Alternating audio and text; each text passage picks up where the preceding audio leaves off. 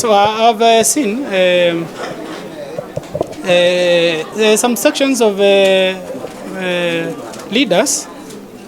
First, the president himself asking the deputy president to resign. I'm shocked because I think we are still drunk with the power. Because I don't know when it became that the deputy president is a subject of a certain leader. This is not a deputy. This is not a vice president who was in the past under the old constitution, was been appointed by the president. You can't ask somebody who is not you. The president is elected by millions of Kenyans, not an individual. It is only Kenyans who can ask the deputy president to resign, and we are not in any business of trying to resign anytime soon, because we are seeing that these people are putting us into, and they should even read the signals. Kenyans are already seeing that the path they are being taken is the wrong path. So suppose the DP was to resign, who will salvage the situation? Because Kenyans have seen hope in him around a regime that is trying to take us backwards. The members of parliament who think they can then use that as an opportunity to impeach the deputy president. I'm sorry, but I mean, they just don't have the numbers. So to impeach a deputy president, you don't impeach a deputy president by word of mouth. You need the numbers. Where are the numbers? I dare them to try. Let them try, we see. And who has the numbers? And the game has not even yet started. We know even those who are in the Kieleweke staff and all that, there are many of them who actually also support the ideology of the deputy president and us who think and put the Kenyans first before our stomachs. And I think as the year closes, you will find that the numbers in our side, while they are still the majority, they will keep increasing because people slowly are starting to realize that the ground is becoming hostile to people who are not putting Mwananchi first.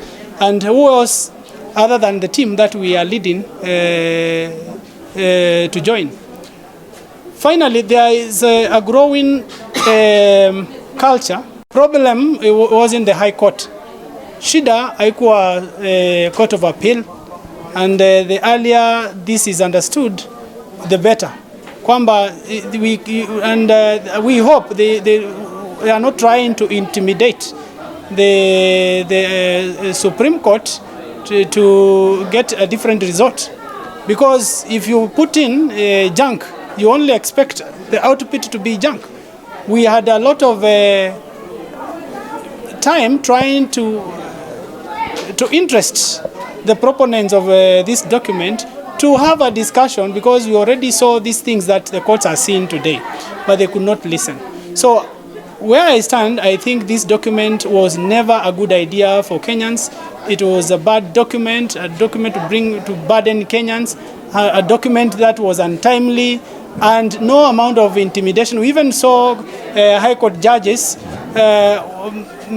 not being promoted when they qualify, just because they shoot down the document. I don't know what they are planning to do with the Court of Appeal judges, because you really cannot rule this country by intimidation. I think there can't be any other judgment other than, even if whatever the case, wherever they go, the only reasonable thing is this document will just be thrown away because it fails the test.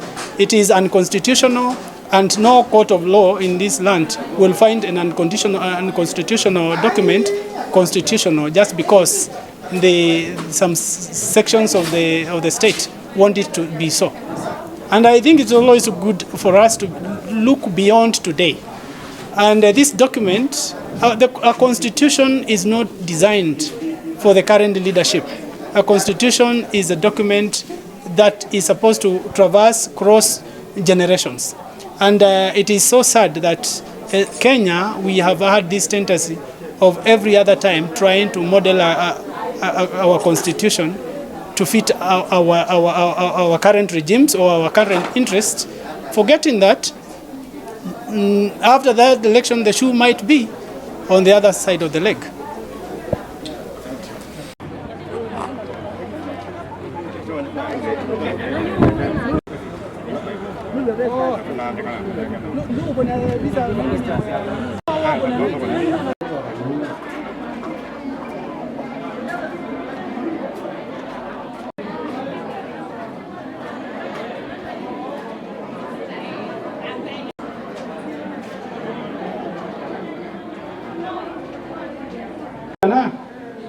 Ngilime ngwe 5. Very good. Asante mwana.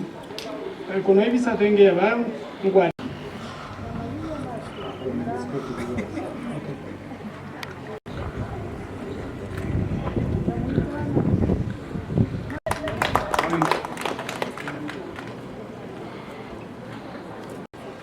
Thank you.